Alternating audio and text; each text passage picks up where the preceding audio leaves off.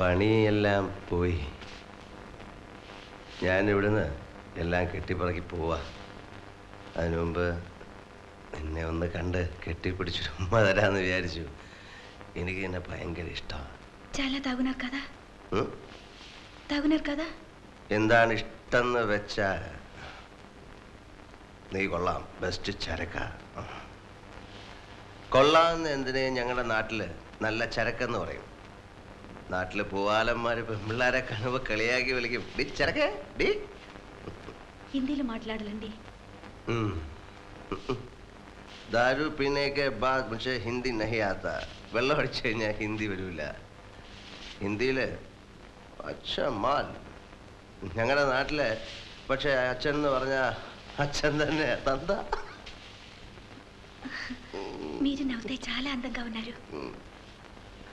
മനുഷ്യര് മനസ്സിലാകുന്ന ഭാഷയെ പല കൊച്ചേ.